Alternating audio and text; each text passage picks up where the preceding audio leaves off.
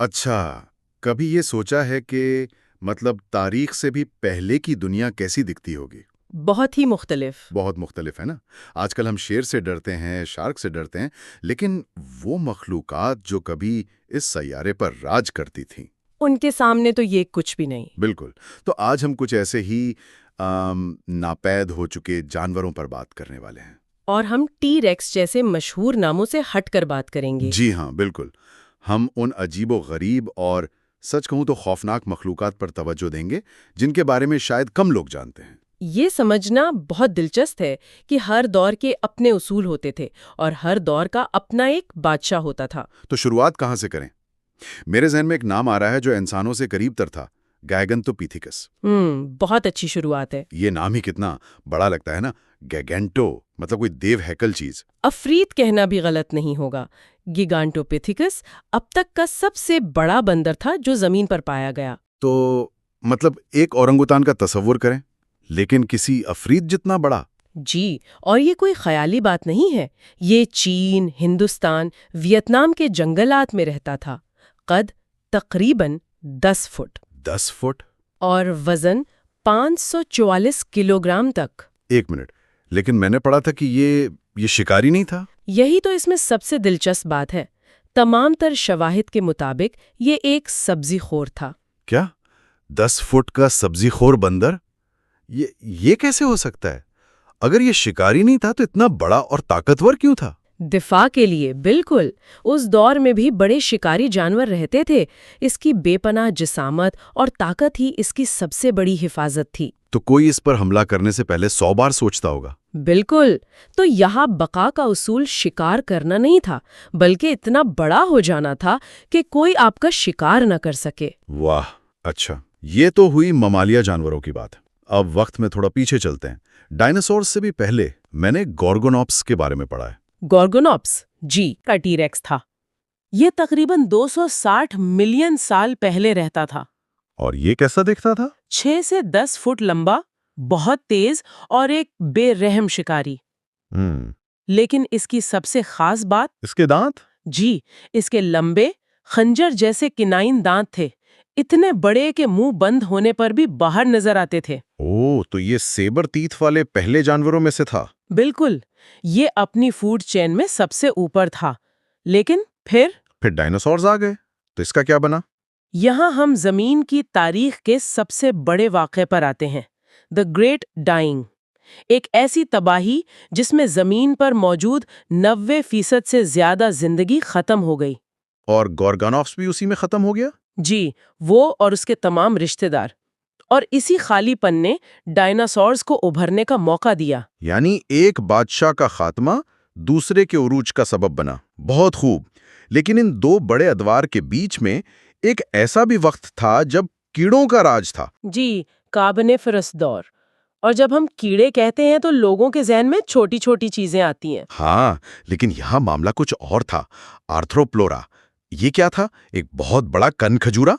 बहुत बड़ा कहना भी शायद कम हो, तकरीबन 10 फुट लंबा। 10 फुट लंबा कनखजूरा। ये तो किसी डरावने ख्वाब जैसा है। और इसकी वजह माहौल में ऑक्सीजन की बहुत ज्यादा मिकदार थी। आज के 21% के मुकाबले में तकरीबन 35%। अच्छा, तो इसलिए कीड़े इतने बड़े हो गए थे। जी, और सिर्फ यही नहीं, उस दौर में आपको परमोनोस्कोपियस जैसे 1 मीटर लंबे बिच्छू भी मिलते थे। 1 मीटर लंबा बिच्छू? बस करें, ये सोचकर ही खौफ आता है। अच्छा, गॉर्गोनॉप्स के बाद डायनासोर्स आए, और जब डायनासोर्स खत्म हुए तो एक और खला पैदा हुआ। जी हाँ। मुझे टेरर बर्ड्स में हमेशा से बहुत दिलचस्पी रही है। ये नाम ही बहुत ड्रामाई है। और ये नाम इन पर बिल्कुल फिट बैठता है। डायनासोर्स के खात्मे के बाद खास तौर पर जुनूबी अमेरिका में इन दीव हेकल ना उड़ने वाले परिंदों ने राज किया। ये कितने बड़े होते थे? कद 3 मीटर तक और वजन आधे टन तक, चीता जितने तेज। लेकिन उनका हथियार क्या था? रफ्तार? रफ्तार भी, लेकिन असल हथियार उनका सर था। 1 मीटर लंबा सर जिसके आगे एक बहुत बड़ी नोकीली चोंच होती थी, किसी कुल्हाड़ी की तरह। कुल्हाड़ी जैसी चोंच?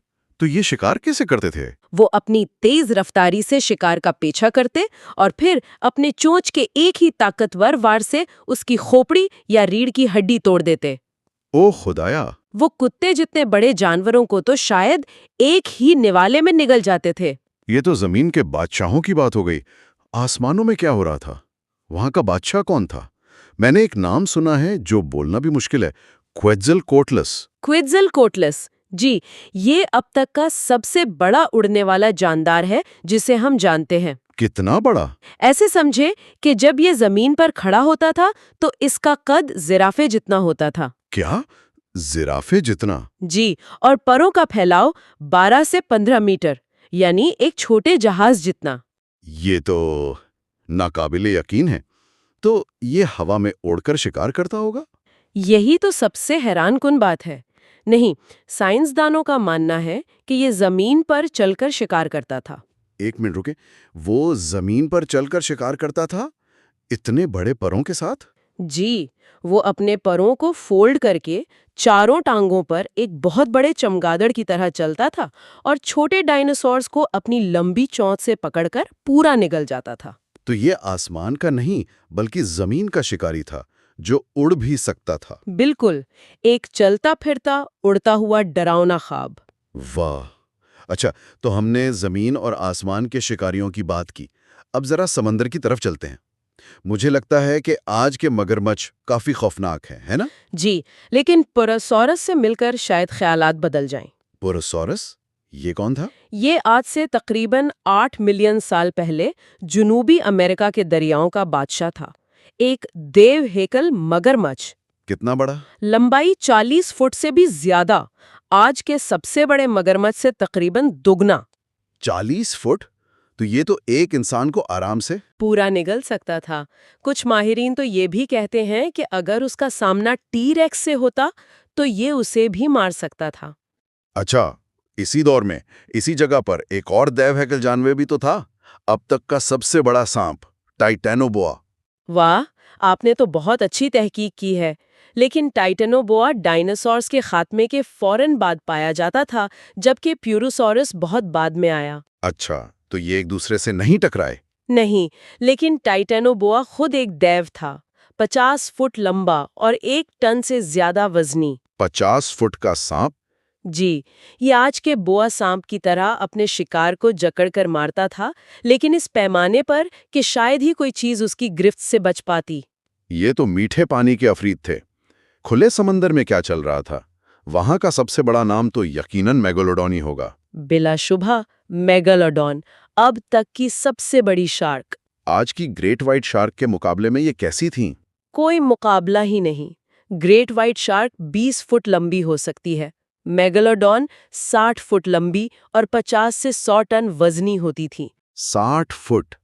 ये तो एक चलती फिरती आबदूस की तरह थी।